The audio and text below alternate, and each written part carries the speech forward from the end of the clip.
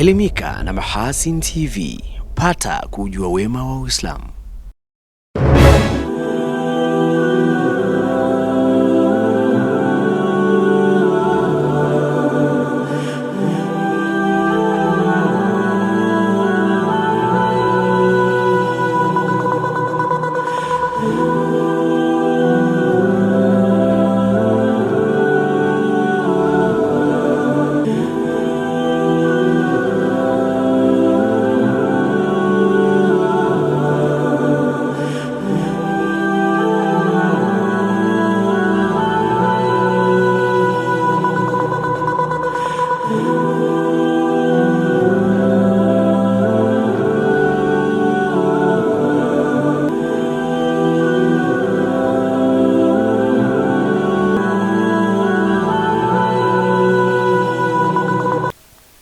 Naam, assalamu alaikum wa rahmatullahi wa barakatuh, mtazamaji wa Mahasin TV.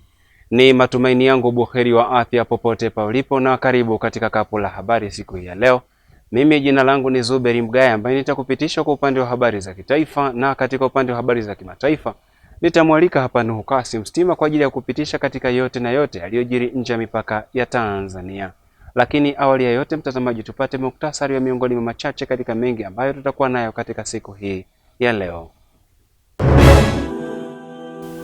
Waziri wa Nchi, Ofisi ya Waziri Mkuu, Sera, Bunge, Uratibu na Watu wenye Ulemavu, William Lukuvi afariki dunia. Mkaguzi wa ndani halmashauri ya jiji la Mwanza asimamishwa kazi huku uchunguzi ukiendelea. Na katika rubaa kimataifa, zaidi ya raia 500 wauawa kwenye mashambulizi huko nchini Sudan.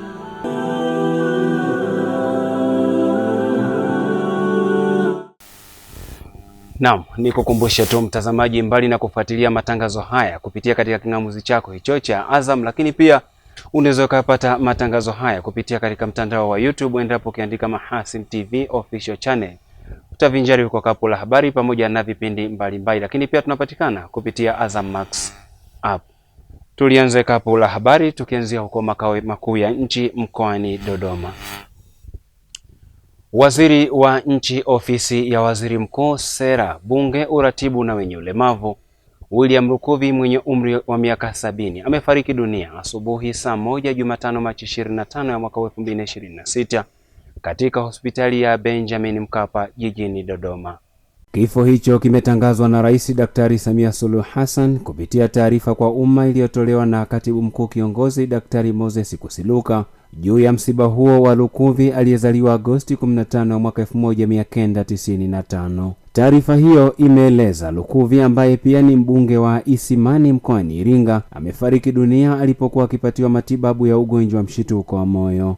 Rais Daktari Samia Suluhu Hassan ametoa pole kwa Spika wa Bunge la Jamhuri ya Muungano wa Tanzania, familia, wananchi wa jimbo la Isimani, ndugu, jamaa, marafiki na Watanzania wote kwa msiba huo. Rais Daktari Samia amesema taifa limepoteza kiongozi shupavu, mahiri, mwenye uzoefu mkubwa, mzalendo na mtumishi wa umma aliyetumikia taifa kwa uadilifu, weledi na kujitolea. Akaongeza kuwa mchango wake mkubwa katika ujenzi na maendeleo ya taifa letu utaendelea kuenziwa na kukumbukwa siku zote. William Lukuvi alikuwa miongoni mwa wabunge waandamizi bungeni, ambaye amekuwa mbunge wa Isimani kuanzia mwaka 1995 hadi sasa, akihudumu kwa zaidi ya miaka 30.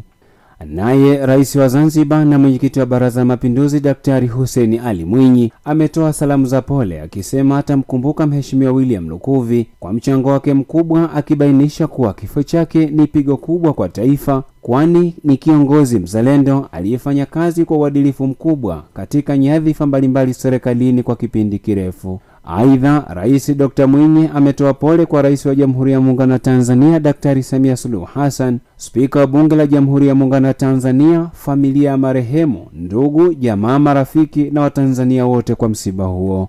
Mkoani Morogoro, zaidi ya kaya 100 zimeathirika na mafuriko wilayani Kilombero mkoani Morogoro, huku miundombinu ya barabara ya Ifakara Mlimba katika eneo la Mbingu na Lumemo ikiharibika kufuatia mvua kubwa zinazoendelea kunyesha wilayani humo. Tupate undani wa taarifa hii na Rajab Shaban Matuga. Kuna kaya zaidi ya 100 ambazo zimezungukwa na maji. Kwa hiyo tunatoka hapa tena tunaelekea Mabukula. Mabukula pia wananchi wenzetu wamezungukwa na maji, kwa hiyo tunaenda kufanya uokoaji. Sawa jamani. Akizungumza mara baada ya kutembelea kaya zilizokumbwa na mafuriko, mkuu wa wilaya ya Kilombero Dastan Kioba ametaja baadhi ya kata zilizoathirika zaidi kuwa ni Ifakara, Lumemo, Lipangalala, Michenga, Kiberege, Mbigu na Chita. Kwa maeneo mengi ndani ya wilaya yana changamoto ya maji. Niwaombe wananchi wote, niombe vyombo vya habari vilivyoko hapa muende kutoa taarifa kwa wananchi, na sisi wananchi ambao tumefika hapa tuende kuchukua tahadhari.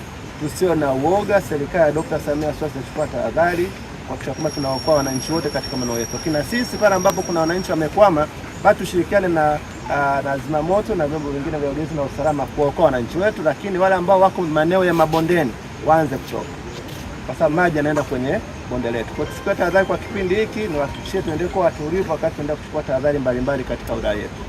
Kioba amesema ingawa bado hakuna taarifa ya kifo kilichoripotiwa kutokana na mafuriko hayo, amesisitiza wananchi kuchukua tahadhari ili kuepusha madhara zaidi. Mvua ilionyesha usiku wa kuamkia leo tarehe 24 mwezi wa 3 2026 imesababisha maji kuwa mengi ndani ya mji wa Ifakara. Niwaombe wananchi wenzangu tuchukue tahadhari. Nimeona tumeweka kamba mahususi, kuna wengine ambao walikuwa wanalazimisha kupita katika maeneo haya.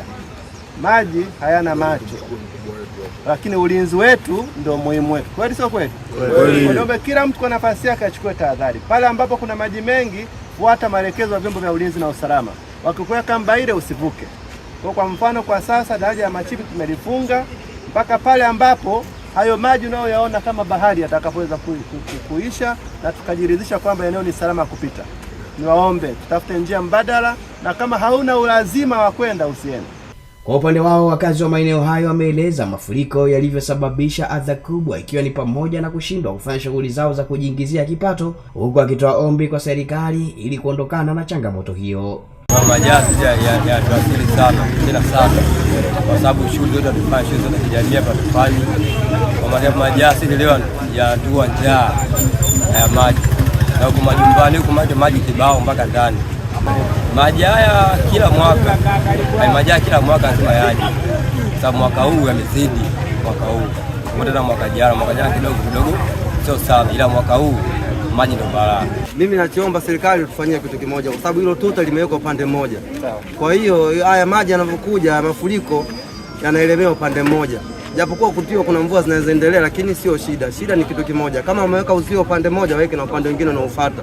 Kusudi haya maji yakiwa kuna ukingo mkubwa ataelekea mto mkubwa Kilombero. Mimi ushauri wangu ndio kwa serikali, naiomba sana serikali. Kwa kuanzia Mheshimiwa Rais atuletea milioni 400 kwa ajili ya kujenga tuta. Tumejenga tuta upande mmoja kilomita 12 kuanzia hapa daraja ya Machipi mpaka Lipangalala. Tumejenga upande wa huko. Sasa zamu inayofuata kupata fedha tutajenga upande mwingine wa Lumemo, kwa maana Michenga na Lumemo, ili sasa maji yapite katikati kama ambao umeshauri, na Dr. Samia Suluhu Hassan amsikivu sana kutuletea fedha, msio na wasiwasi. Na tukirejea hapa jijini Mwanza, naibu waziri ofisi ya waziri mkuu TAMISEMI Ruben Kwagirwa ametoa maelekezo ya kumvua majukumu mkaguzi wa ndani wa halmashauri ya jiji la Mwanza kutokana na kushindwa kutekeleza majukumu yake ipasavyo. Nuhu Kasim Stima anatupasha zaidi. Maelekezo hayo ameyatoa kwa niaba ya waziri wa nchi ofisi ya Rais TAMISEMI Profesa Riziki Shemdoe baada ya kamati ya kudumu ya bunge ya hesabu za serikali za mitaa ikiongozwa na Mheshimiwa Ado Shaibu kuieleza TAMISEMI kufanya tathmini ya kina utekelezaji wa mradi wa idara ya afya jijini Mwanza. Serikali haiwezi kufika mahali ikashindwa kutunza kumbukumbu kwa jambo la miaka 10. Serikali ina a going concern. Imetunza mambo tangu kabla ya uhuru. Tunatunza sisi ndani ya serikali. Nyie hapa Mwanza mnataka kunani kumdanganya mmeshindwa kutunza kumbukumbu za miaka 12? Are we serious? Hivi hata ukienda public ukasema hatuna kumbukumbu ya jambo hili, tutaonekana watu very unserious. Jambo la miaka 10. Akitoa maelekezo ya kusimamishwa majukumu yake ya kazi, mkaguzi wa ndani wa halmashauri ya jiji la Mwanza Mheshimiwa Kwagirwa amemtaka pia kutoa maelekezo ya kina kuhusiana na nyaraka hizo. Bwana uko hapa 12 years back. Ina maana wewe ulipofika hapa umekuta huu mradi umetekelezeka 2 years back. Na kazi yako mkaguzi wewe ni kuandika tu, ni kuona kila ambacho kama kilipaswa kukaa hivi kimekaa hivi, wewe unaiandikia management. Wewe ndio kioo cha management.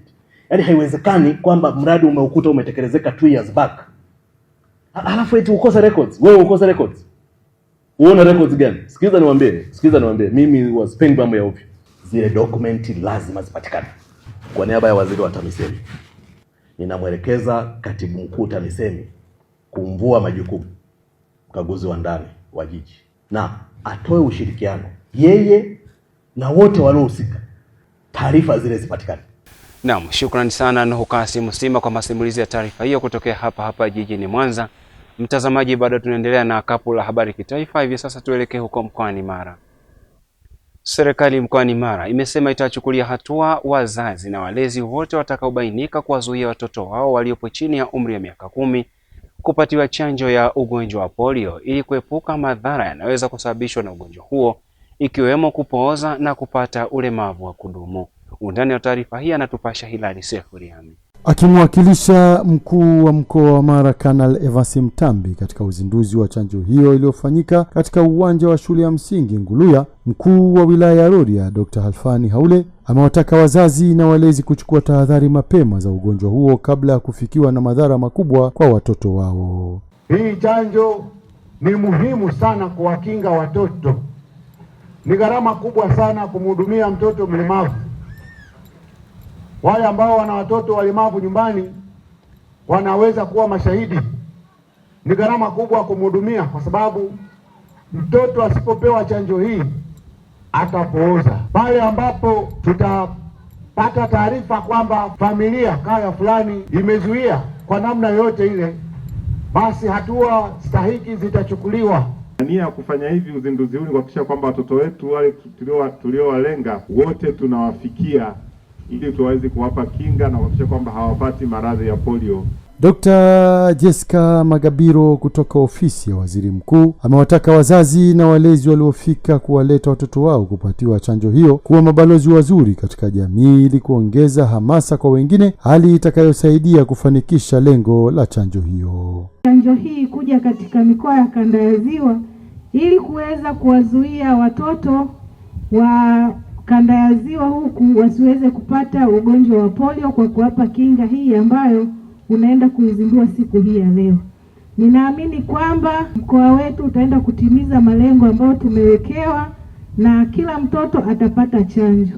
Lakini naomba kutoa rai kwa wananchi wote walioko hapa waweze kuleta watoto kupata chanjo na wawe mabalozi kwa wale ambao hawajafika, basi wakawape ujumbe huu ili waweze kuleta watoto wao wapate chanjo. Kwa upande wao, baadhi ya wazazi na walezi waliowaleta watoto wao katika chanjo hiyo wameishukuru serikali kuleta chanjo hiyo, huku wakiasa jamii kuachana na fikra potofu juu ya chanjo hiyo ambayo ikikosekana inaweza kusababisha madhara makubwa kwa watoto wao. Kwa sasa wameweza kuelimishwa na wakaamua kuachana nazo, ingawa wengine wapo, lakini wengi wao wameamini kwamba chanjo hii inaweza ikawa inakingana na imani potofu ambazo zipo kwa minajili ya jamii yetu iliyoko hapa.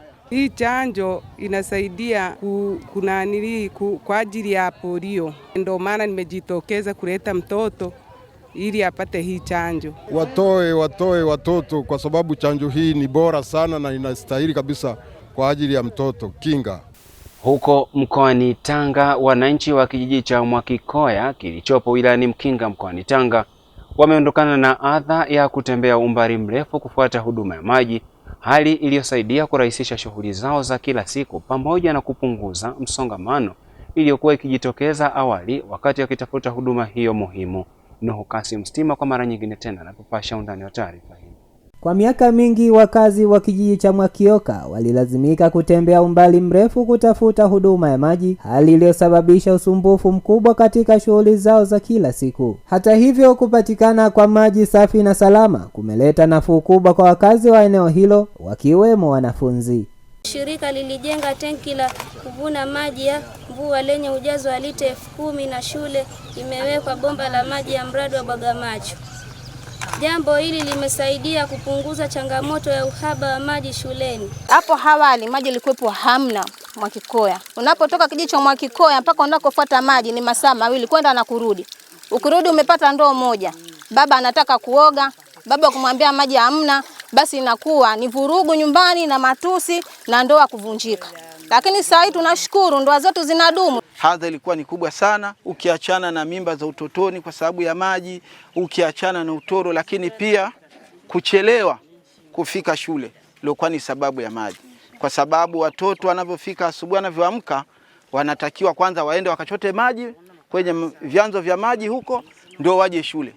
Lakini baada ya mradi huu kuletwa, watoto wakiamka kazi yao ni kujisafisha na kuja shule.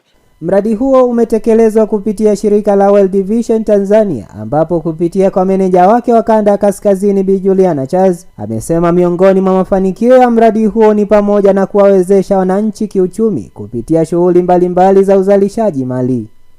Kwa hiyo tunashukuru Mungu kwamba baada ya kuisha kwa mradi huu kwa miaka hiyo mitatu iliyopita, leo tumeona kuna matokeo makubwa. Bado wananchi wanaendelea kunufaika na huu mradi, ambako tumeona hichi chombo cha maji Sibiuso kimeweza pia kuongeza maeneo ya huduma ya maji hata kwa vijiji vya jirani. Na tumeshuhudia katika sehemu mbalimbali kama shuleni ambako maji yalifika, zahanati, na kwenye wanajamii wenyewe tumeshuhudia wanajamii ambao wamevuta maji mpaka majumbani. Mkuu wa ushirikiano kutoka ubalozi wa Japani nchini Tanzania, Jin Hashimoto, anaelezea kuridhishwa kwake na mradi huo wa maji uliotekelezwa na shirika la World Vision Tanzania.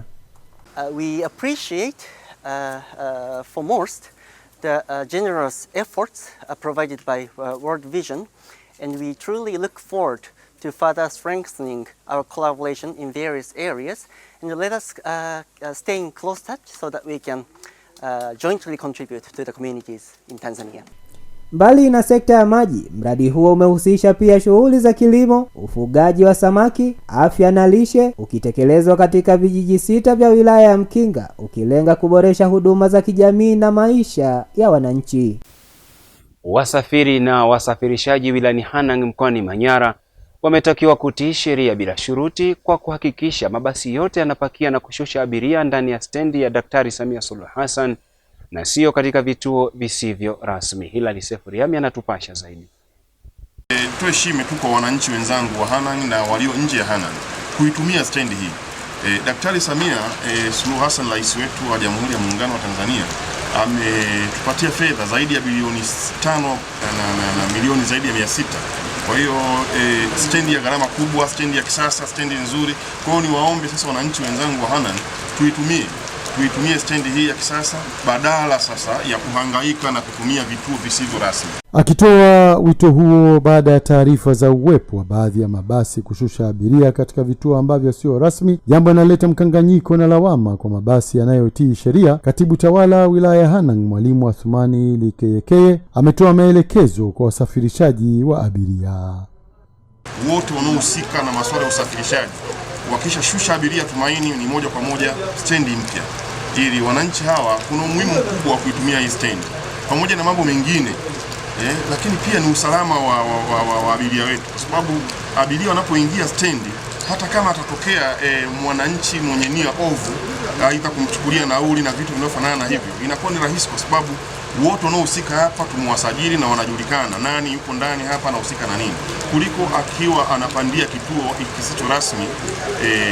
Itatuletea shida, baadaye tunashindwa kufanya ufuatiliaji wa mali za abiria wetu au wananchi wetu. Aidha, Mwalimu Likeyekeye amesema serikali inaendelea kuweka mazingira mazuri katika stendi hiyo, ikiwemo kuboresha miundombinu yote ya barabara yanayoingia kutoka katika stendi ya Dr. Samia Suluhu Hassan.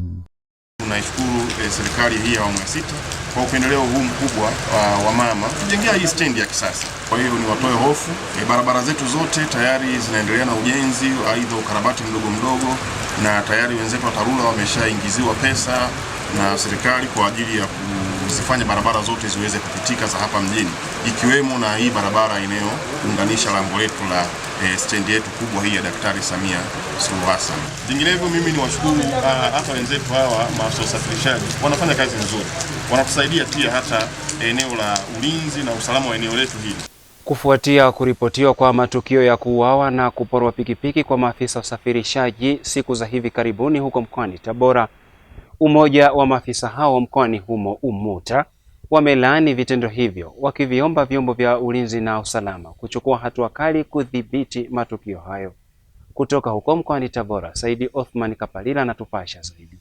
Akizungumza na waandishi wa habari, mwenyekiti wa umoja wa maafisa usafirishaji mkoa wa Tabora UMUTA Bwana Mlisho Shime amesema kuwa wamejipanga kushirikiana kwa karibu na vyombo vya usalama ili kuhakikisha matukio hayo yanakomeshwa. Tumekaa kuwaunga maafisa operesheni tulionao na kuu nzima ya mkoa wa Tabora kwa kushirikiana na mkuu wa mkoa kuhakikisha wanafanya kazi wote kwa pamoja, na ndio maana unaona tukio likitokea ni ndani ya dakika 10 maafisa operation utawaona, jeshi la polisi utawaona. Kwa hiyo ni jambo la Tabora tumejipanga, na tunawaomba yoyote anayejua ni kitu anakifanya ndani ya mkoa wa Tabora kwa kweli ajisalimishe na asitishe afanye kazi za kizalendo, aweze kuitumikia nchi yake na kupata ile tabasamu ya Mheshimiwa Rais aliyoisema.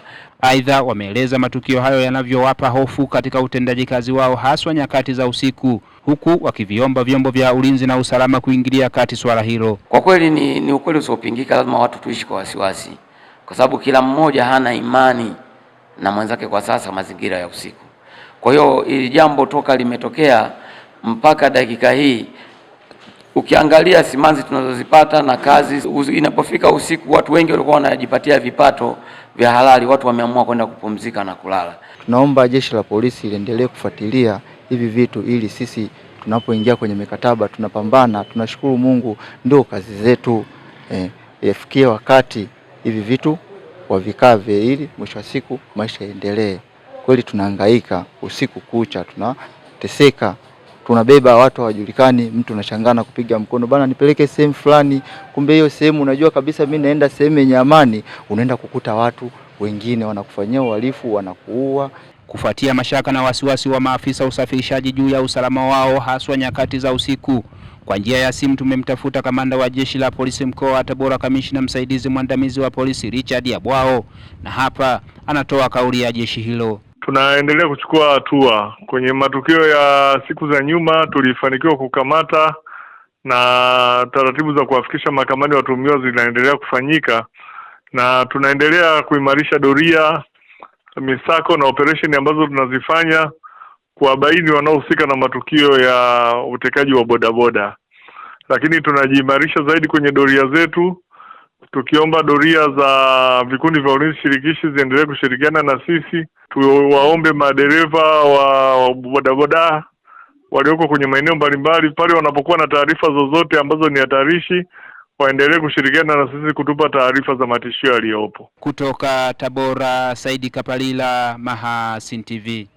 Naam, shukrani sana Saidi Othman Kapalila kwa masimulizi ya taarifa hiyo kutokea huko mkoani Tabora. Na mtazamaji, kwa taarifa hiyo inatufanya kuweka nukta kubwa kwa upande wa habari za kitaifa. Hivi sasa tunapata wasaa wa kwenda kupoza koo kwa sekunde chache, na tukirejea ni wasaa mwingine wa kuzifahamu zile taarifa mbalimbali ambazo zimejiri nje ya mipaka ya Tanzania. Nikusihi na nikuombe tu mtazamaji, endelea kusalia papo hapo katika runinga yako, na hii ni Mahasin TV, pata kujua wema wa Uislamu. Mahasin TV, channel namba 455 katika kingamuzi cha Azam.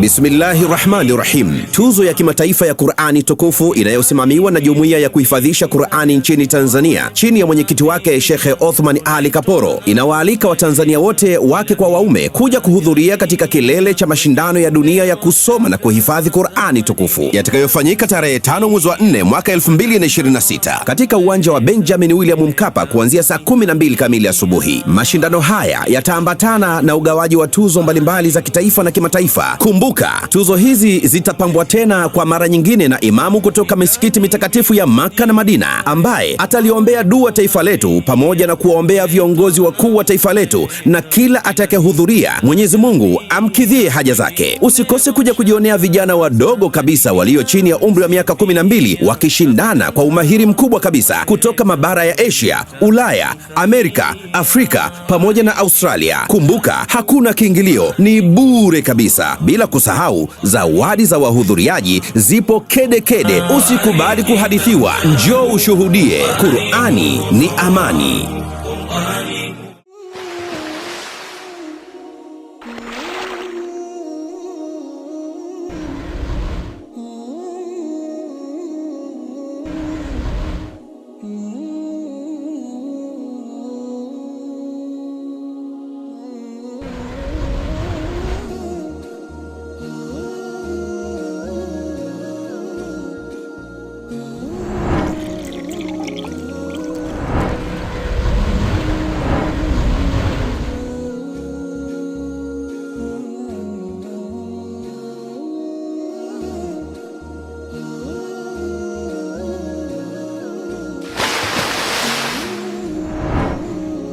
Kunywa maji safi na salama ya uhai.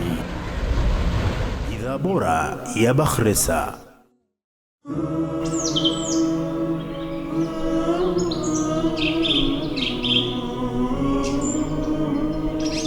Mahasin TV, pata kujua wema wa Uislamu.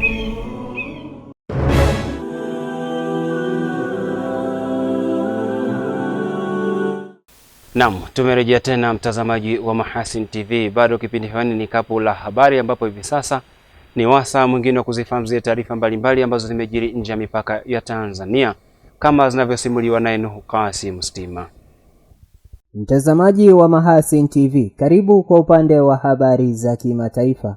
Zaidi ya raia 500 waliuawa kwenye mashambulizi ya drone nchini Sudan kati ya Januari na Machi 2026. Umoja wa Mataifa umesema hayo Jumanne ya Machi 24, 2026 na kuongeza kuwa mauaji mengi yalitokea katika jimbo la kimkakati la Kordofan. Shirika la haki za binadamu la Umoja wa Mataifa limesema kumekuwa na ongezeko kubwa la matumizi ya droni katika vita hivyo vya wenyewe kwa wenyewe vya Sudan. Msemaji wa shirika hilo Marta Hatado amewaambia waandishi wa habari mjini Geneva kuwa katika wiki mbili za kwanza za Machi pekee, taarifa zilizopokewa zinaonesha kuwa zaidi ya watu 277 waliuawa, ambapo zaidi ya robo tatu yao waliuawa katika mashambulizi ya drone. Aliangazia hasa shambulizi la tarehe 20 Machi dhidi ya hospitali ya Al-Daini katika jimbo la Darfur Mashariki lililoua watu 70 wakiwemo watoto 13 na kujeruhi wengine 146.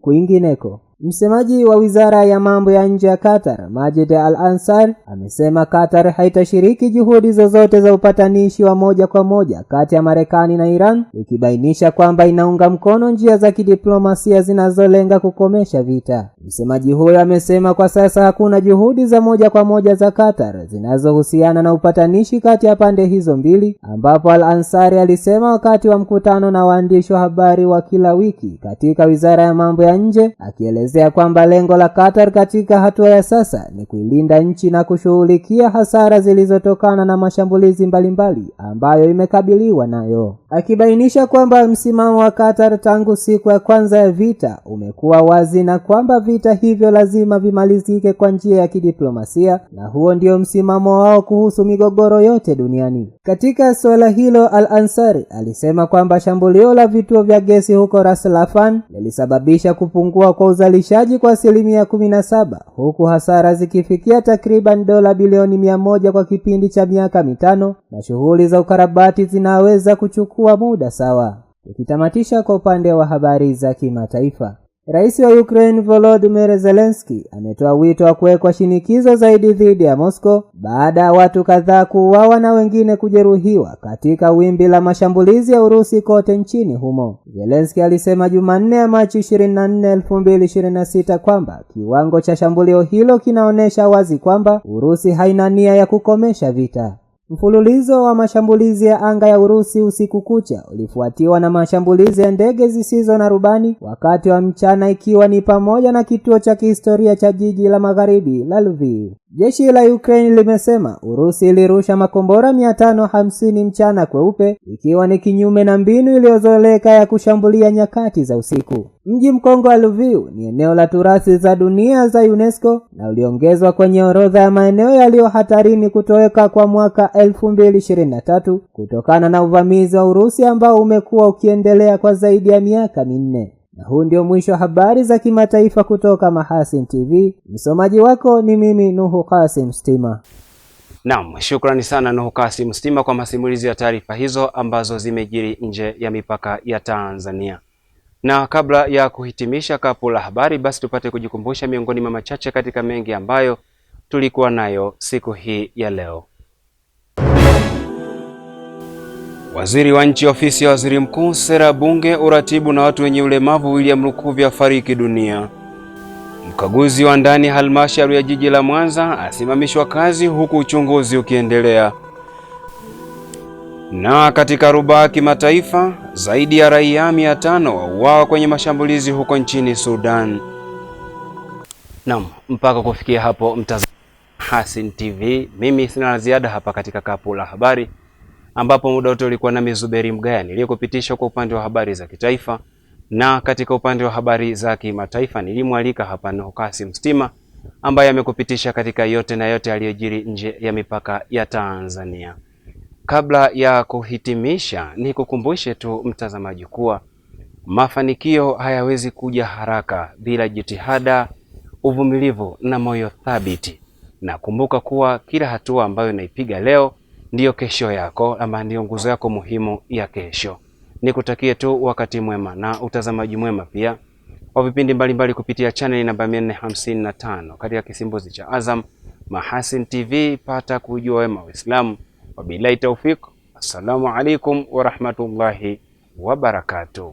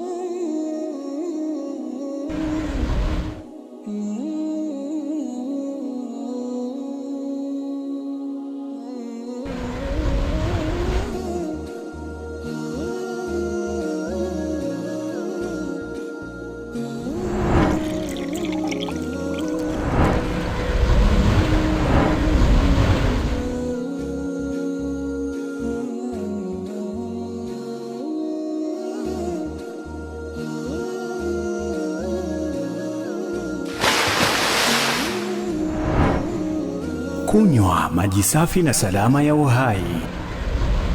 Bidhaa bora ya Bakhresa.